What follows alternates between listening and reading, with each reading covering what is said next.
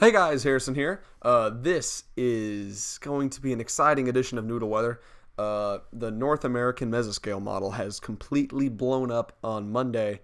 The GFS is getting a little bit more excited about Monday. And there's a lot of severe weather talk around the country to talk about. A lot to talk about. Let's get into it. March 16th, 2018. Right now, Decatur, cloudy as the clouds moved in about 2 or 3 hours ago. Before that, it was a really beautiful day as massive convection has gone through. Here's Madison, and doesn't quite look like the cloud mass has gotten to it yet. And I can see that, when you look to the east a bit, there's still not as much cloud cover as you look to the west, but obviously partly cloudy there right before the clouds come in. There's the radar, and there's some showers southeast of Limestone County, so Athens is not going to be affected probably by any rain until later tonight. Let's get into the severe weather talk. This is day one. This is today, and marginal risk is outlined in Missouri, and just basically Kansas City, and then southeast into Missouri. And that is only a marginal risk, so I don't expect anything out of that. This is day two. And there's two marginal risks. There's one for parts of Texas and another one for the Appalachians right there. Day three, a marginal risk peaks into the west central part of Alabama, but it's only a marginal risk, and that marginal risk extends all the way into Nebraska and then back down into Texas. And within that marginal risk, you have two slight risks, one in Kansas and Oklahoma, and another one in parts of Oklahoma, Texas, Arkansas, Louisiana, and the Mississippi Delta. And day four is our day. We are outlined in a 15% chance for severe weather. And we'll get into that later, but most of Alabama, as you can see, is under that risk. This is Saturday on the GFS, and a 1,007 millibar low that is weakening is moving through Missouri and almost exiting Missouri at that point. And it's bringing down some showers, and I will say there is some instability. There's the NAM. That's over 1,000 millibars, peaking into 2,000. Not millibars, joules. I'd keep on messing that up. 1,000 joules to 2,000 joules.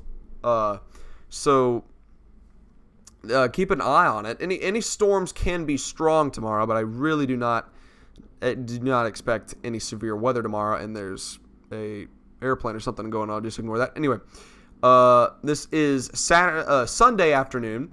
A 997 millibar low is forming right there in Colorado, and as you can see, some rain starting to pop up there in Arkansas, Oklahoma, Texas, and Louisiana. And for the day, it looks like a pretty good day here in Alabama.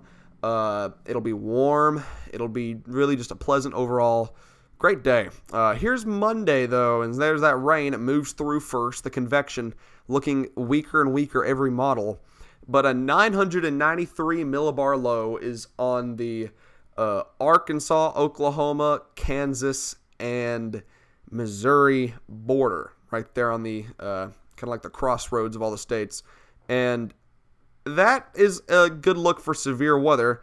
And as you can see, there's still there's storms forming on that line right there. And this is the late evening of Monday, and that looks pretty bad. You have a 992 millibar low in southeastern Missouri, and it doesn't look more classic than that. That looks pretty bad. We'll look, and wow, the NAM, the North American Mesoscale, it says just clearly over 2,000 joules per kilogram, and there's parts where it's 3,000 joules. That's north, just a little bullseye right there, north of the Tennessee border, and a big